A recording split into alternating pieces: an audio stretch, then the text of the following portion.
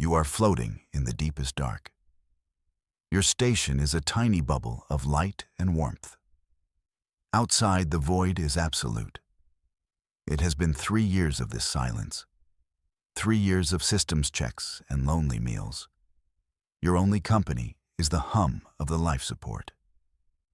You are the sole engineer at Farpoint Epsilon, a glorified galactic lighthouse keeper.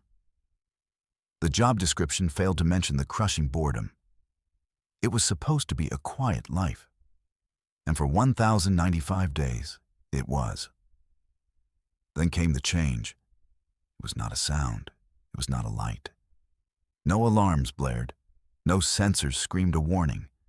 It was a feeling in your head, a sudden pressure behind your eyes. You drop your diagnostic tools. They clatter on the metal deck plating. The sound is shockingly loud in the silence. You look out the main viewport. Nothing has changed. Just the endless river of distant stars. The familiar, cold beauty of deep space. But something is there now. You can feel its presence. It is like standing in an empty room and knowing you are not alone. A shiver traces a path down your spine. This is not fear. Not yet. It is awe. It is a profound and impossible wrongness. You check your displays again. Every sensor reads normal. Green lights across the board. The station insists you are completely alone. Your own mind is screaming that the station is a liar. The presence grows stronger. It is not just a feeling anymore. It is a thought. A thought that is not your own. It is vast and slow and ancient. It brushes against your consciousness like a whale surfacing from the deep. You grip the console for support. Your knuckles are white. This is impossible. This is a breakdown.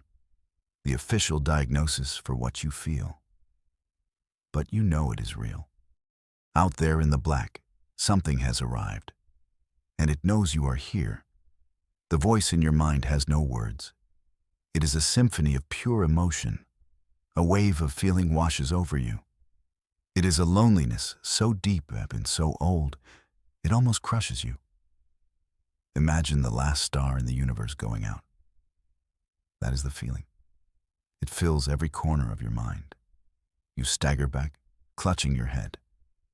The feeling is not hostile. It is simply immense. It is a declaration. I am here. I am alone. You push back with your own thoughts. Tentatively, you send out a feeling of curiosity, a question without words. What are you? The response is instant. An image floods your mind. Not a picture, but a memory. A memory of soaring through nebulae, of witnessing the birth of suns, of watching galaxies spin over countless millennia. This being is old. Older than humanity. Older than the Earth itself. It is a ship. A starship. But it is also alive. You understand now. It is a living creature. A being of star stuff and ancient purpose. It has traveled for ages beyond reckoning. A solitary traveler on an endless ocean. Its loneliness is not a fleeting emotion. It is the core of its existence. It has not met another conscious mind in eons. Not until it found you. Your small spark of thought in the infinite dark. A flicker of warmth in an endless winter. It feels your presence like a sun on its skin. The ship extends a tendril of thought. It is an invitation, an offering of trust.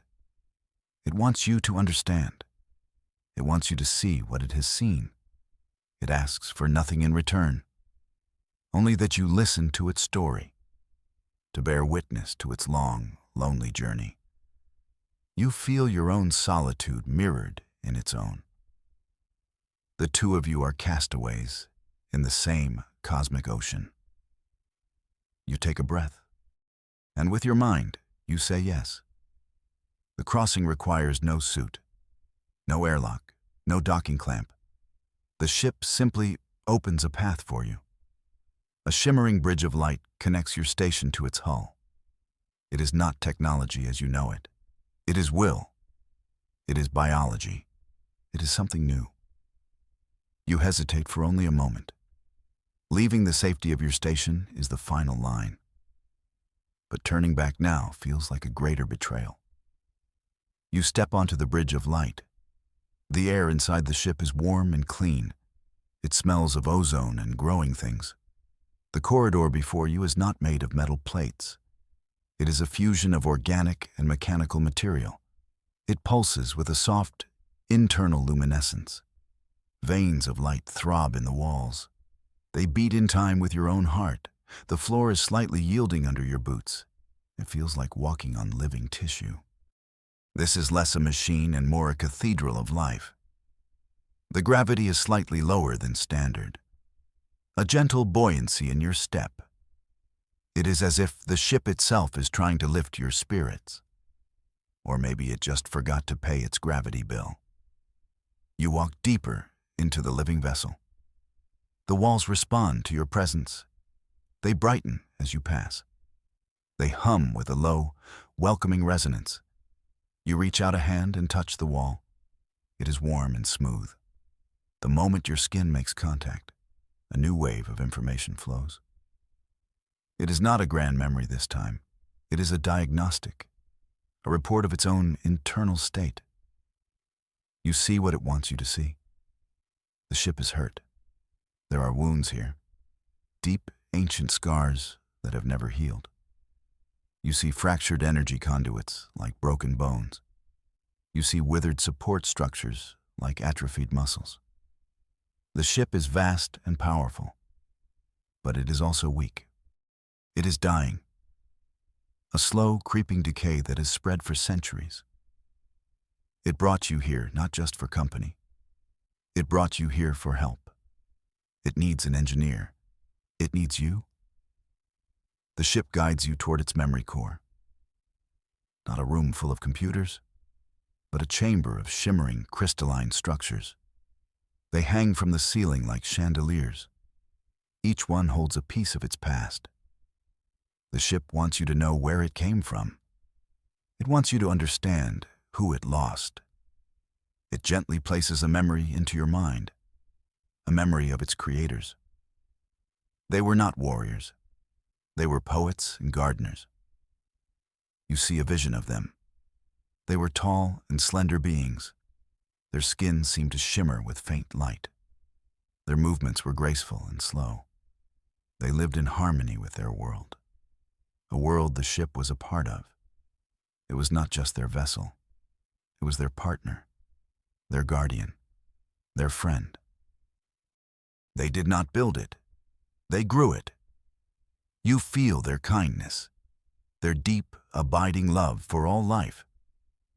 They treated the ship not as a tool, but as a cherished member of their society. They would sing to it. They would share their dreams with it. The ship remembers the feeling of their children playing in its corridors, the warmth of their laughter echoing in its halls. It was a time of perfect peace, a peace that was not destined to last. The memory shifts. The warmth fades. A cold dread replaces it. You see the sky of their world turn dark. You feel the ship's panic. The creators look to the stars not with wonder, but with fear. Something had come for them. The ship shows you their end, not in graphic detail, but in a wave of unbearable sorrow. The loss of every soul it had sworn to protect. It was left alone, the sole survivor of a silent genocide, a tomb carrying the ghosts of its makers. The sorrow gives way to a new feeling, a cold, sharp spike of warning. The ship pulls you from the memory of its past. It needs you to see the future. It needs you to understand the threat. The reason its creators are gone is still out there, and it is coming. The chamber of crystals darkens. A new vision engulfs your mind. It is stark and terrifyingly clear. You see a fleet, a swarm. It moves through the void not like ships, but like locusts descending on a field. They are jagged and black. No lights, no viewports, no sign of life. They are pure, relentless consumption. They are the scourge. The name echoes in your thoughts, a wordless snarl of hatred from the living ship. This is the shadow that has haunted its long existence. The vision shows you what they do. They do not conquer worlds. They devour them. You watch as a vibrant, populated planet falls in their path. The scourge descends. They strip the atmosphere away. They crack the crust. They drink the molten core until the planet is a dead, hollowed-out husk. They leave nothing behind. No ruins. No survivors. Only dust and echoes. And it has happened 1,000,000 times over. This is the force that killed its creators. This is the enemy it has fled from for thousands of years. But now, it is tired of running. The ship is wounded and old. It can run no further. It has chosen to make it stand here, with you. The vision ends. You are back in the crystal chamber. The weight of what you have seen settles on you. This is not a war. This is an extinction event. And it is heading directly for the core worlds of humanity. The ship leads you from the memory chamber. It guides you toward its center, its core. The journey is long. A silent descent into the deepest parts of the vessel. The pulsing light in the walls grows dimmer here. The air feels colder. You are approaching the source of its weakness, the wound that has festered for millennia. You arrive in a cavernous space, so vast your light cannot reach the far walls. In the center floats a sphere of dull, dying light. This is its heart, its engine, its soul. It should be a miniature sun, a blazing star of immense power. Instead, it is a flickering ember. It sputters with weak energy, barely enough to keep the ship alive, barely enough to maintain its consciousness. The scourge wounded it in that final, ancient battle. It has been bleeding energy ever since, a slow death spanning galaxies and ages.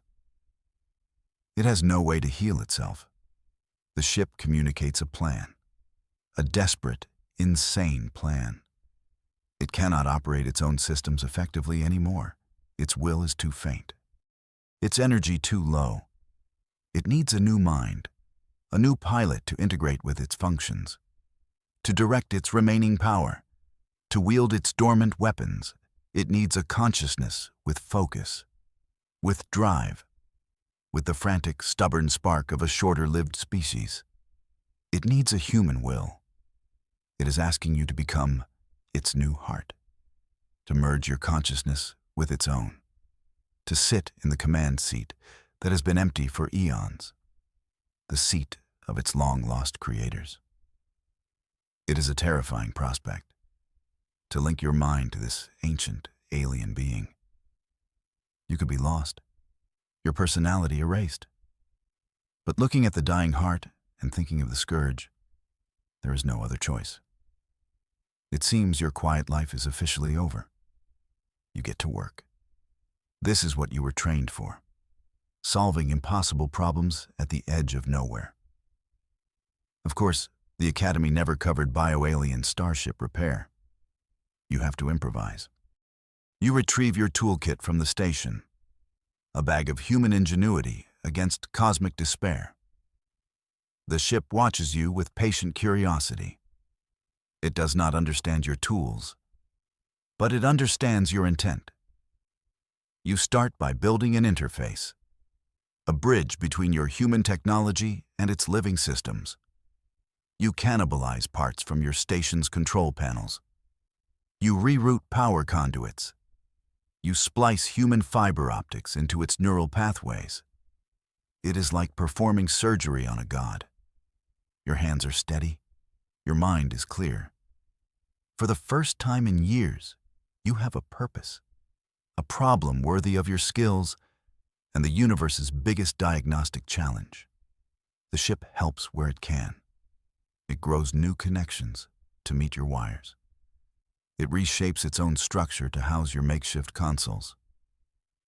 The two of you are working together, a frantic, desperate collaboration.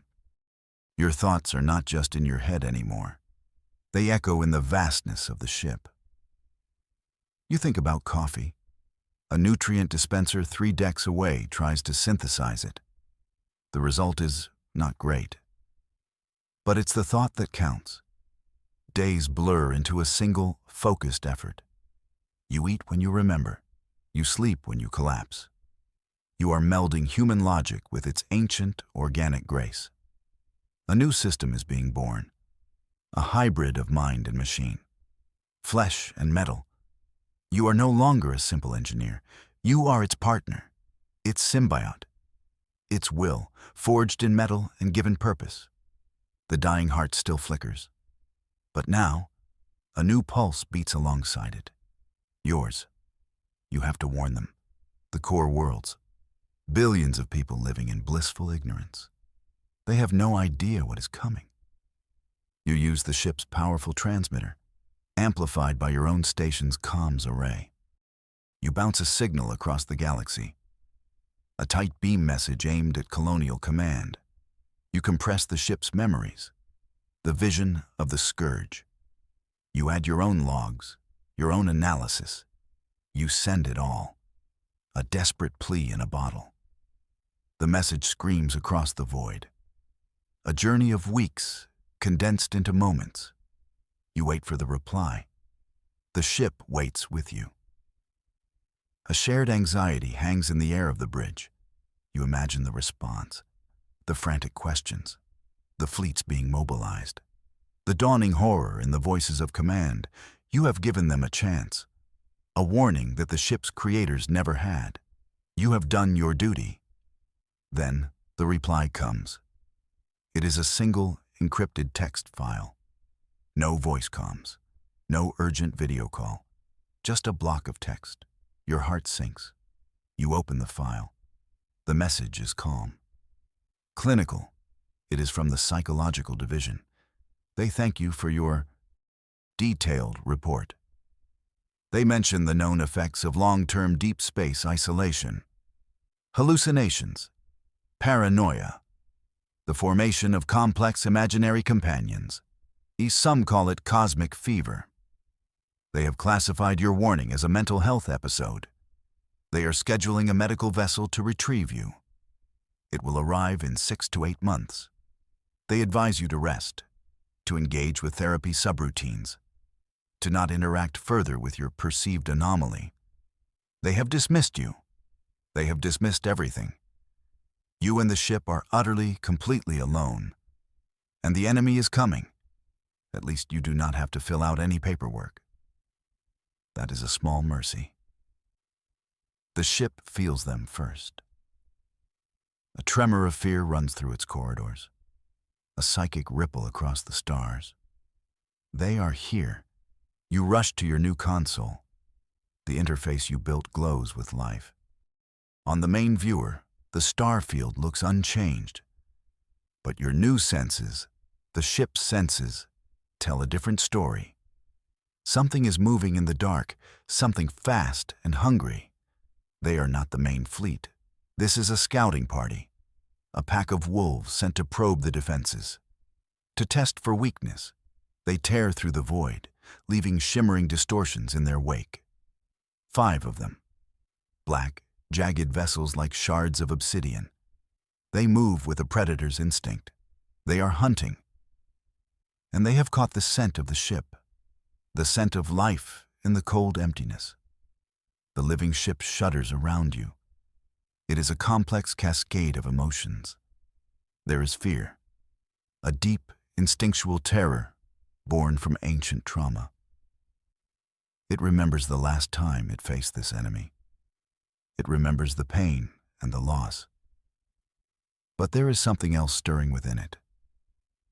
Something that has been dormant for millennia. A hot, burning ember of rage.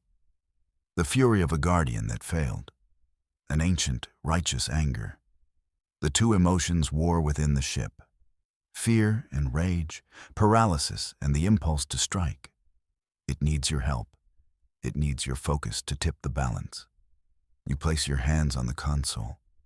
Your mind connects fully with the ship's consciousness. You push your own resolve into it, a feeling of calm, cold determination. The fear recedes. The rage remains, sharpened now into a weapon. The hunters are about to become the hunted. The first Scourge scout fires. A lance of pure kinetic energy rips through space. It is aimed at your station, a target of opportunity, a way to test your reaction. The ship moves without your command, a pure reflex. It shifts its immense body, placing itself between the station and the attack. The energy bolt strikes its hull. The ship groans in pain. The lights flicker on your console, but it holds. Now it is your turn. You are one with the ship now. Its systems are your systems. Its weapons are your weapons. You see a list of dormant armaments in your mind.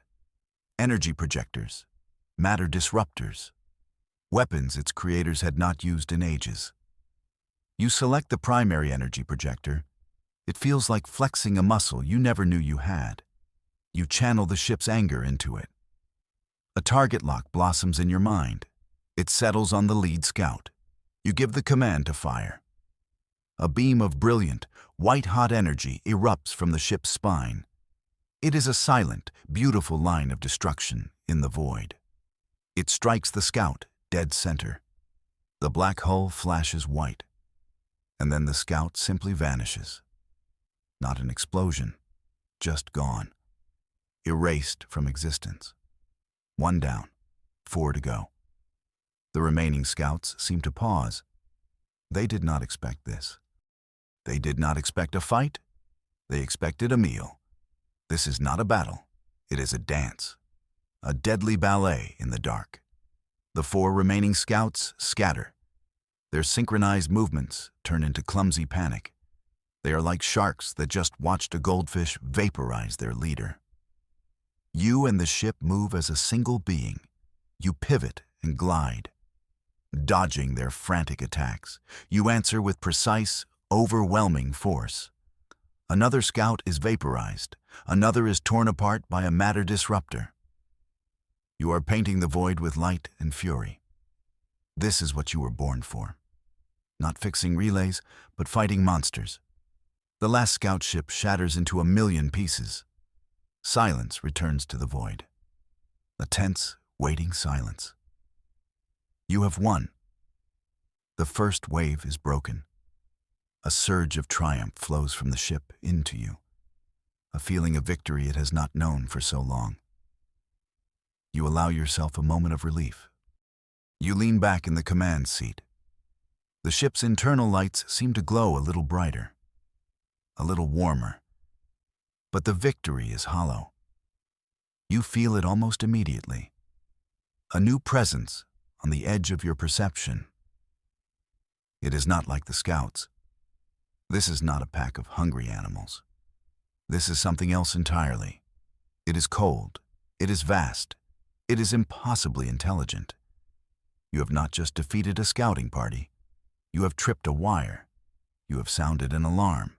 And now you have its full and undivided attention.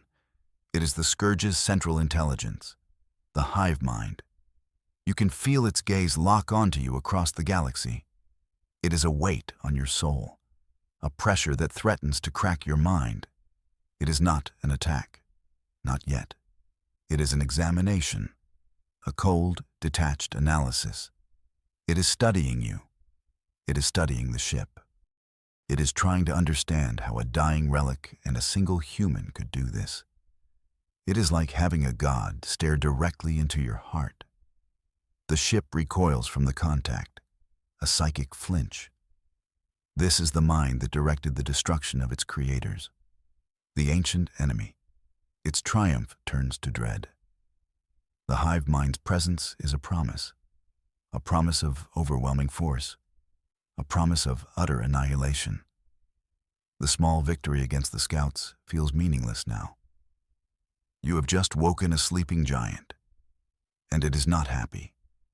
It feels like you just poked a hornet's nest, a very, very big one.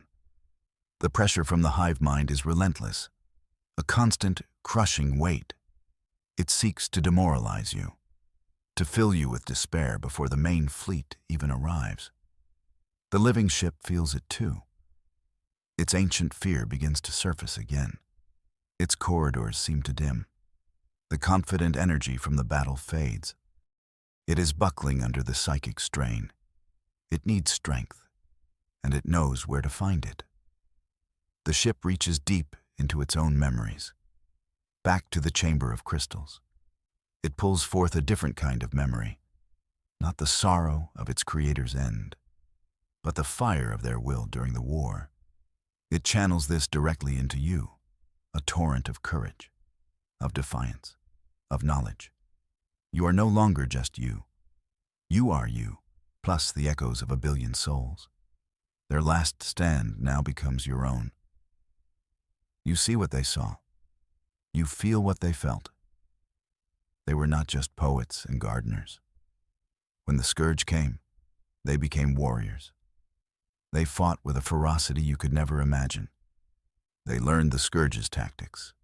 They devised strategies to counter them. They infused the ship with their own battle knowledge. It is a legacy of resistance, a final gift from the dead. This information flows into your mind, settling alongside your own instincts. You feel their sorrow, yes, but now you feel their strength, their refusal to surrender, their love for the ship that was their world. They fought to the last, for their children, for their future. They lost, but they did not break. The ship channels their unbreakable spirit into you. The hive mind's pressure is still there, but now you can stand against it. You are not just an engineer anymore. You are the heir to a lost cause, the inheritor of a forgotten war. The hive mind senses the change in you.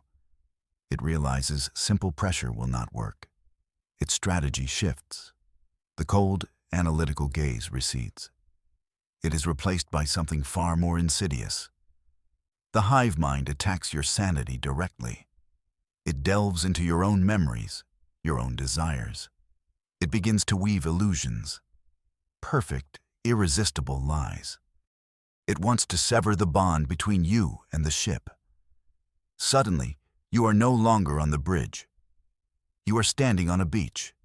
The sun is warm on your face. You can smell the salt in the air. This is the retirement you dreamed of. The peaceful end after a life of service. A voice calls your name, the voice of a loved one you lost long ago. They are here. They are smiling.